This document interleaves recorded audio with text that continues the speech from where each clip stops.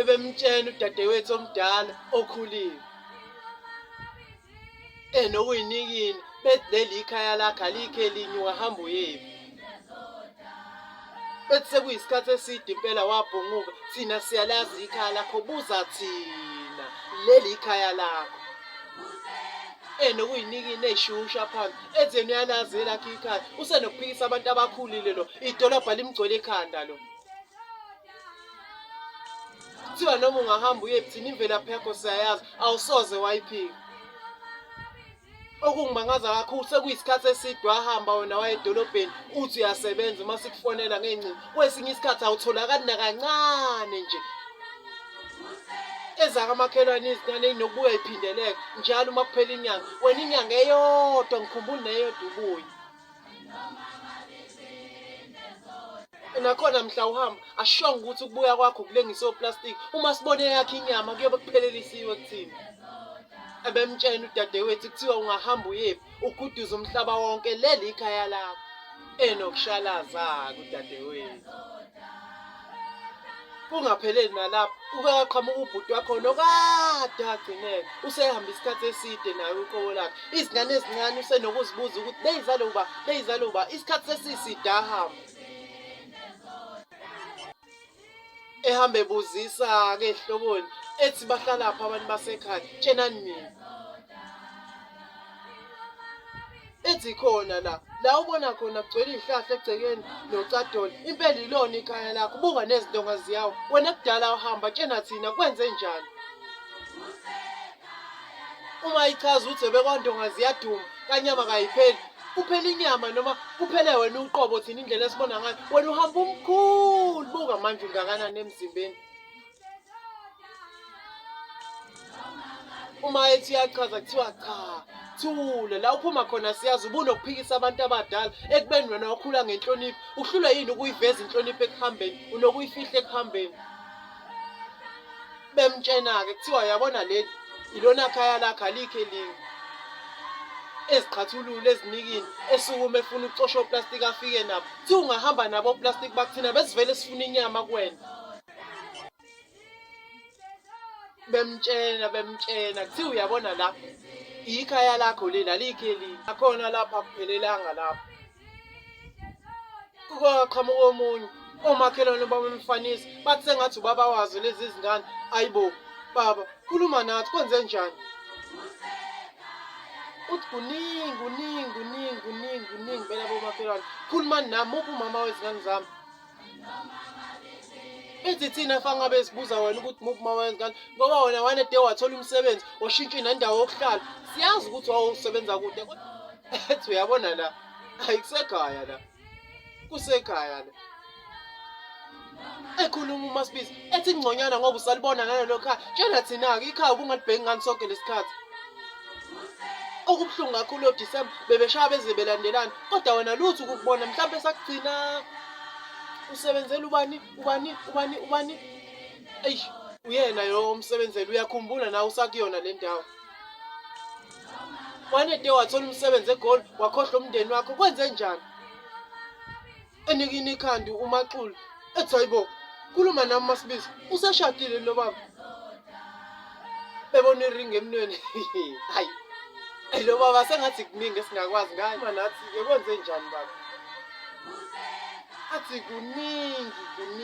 kuningi bomakhelwane. Bathi khuluma nathi, thina sisanaso isikhathi, usangakhuluma nathi. Athi ukushintsha kwami umsebenzi, nganede ngahlala kule ndawo engangihlala kuyona, ngaphoqwa isimo ukuthi kumele ngithathe omunye unkosikazi ukuze ngikwazi ukuthola indawo yokuhlala. Iyabiza imtondolo lapho. Ehleka uMaSibisi ethi pho yini lesemnweni? Athi lokhu kungasachazeki. Imbuka ingane endala inikini ikhanda, imbuka nalelandela inikini ikhanda, encane yona bese ngasakhulumeki, ibisile sibibithwane sengathi ishone lo mzali wayo uqobo la.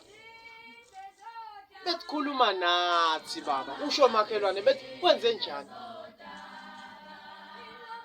Ethi akusabalekile ukuthi ngikhulume nani, okuhle nje ukuthi sengifikile ekhaya. Ilona leli khaya, bethi ilona leli, wena ucathi ikhaya lo cinto uba uma ngabe wena ungekho. Ayi ilona ikhaya leli.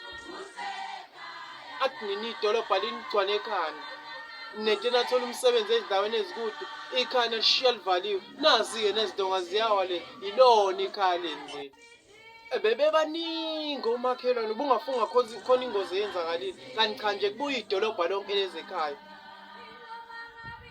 ebuza kuba bakhona etshenani mina uphi umama wezingane zami umaxule ningini ikhanda hayibo akwenze njani nawe uMasibisi khuluma nami naye uMasibisi uqobo lakhe ebenikini ikhanda ebamba iphiniwe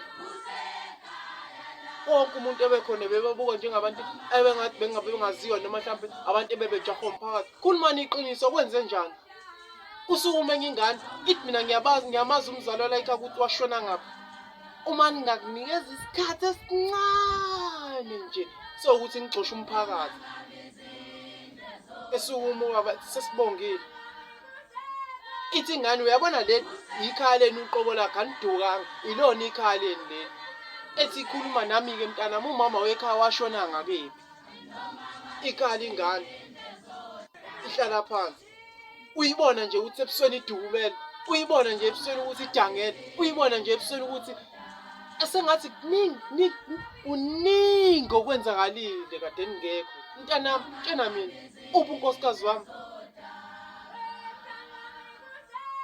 ikhaya lingane izigcina ibonile ukuthi yena kumele likhulume iqiniso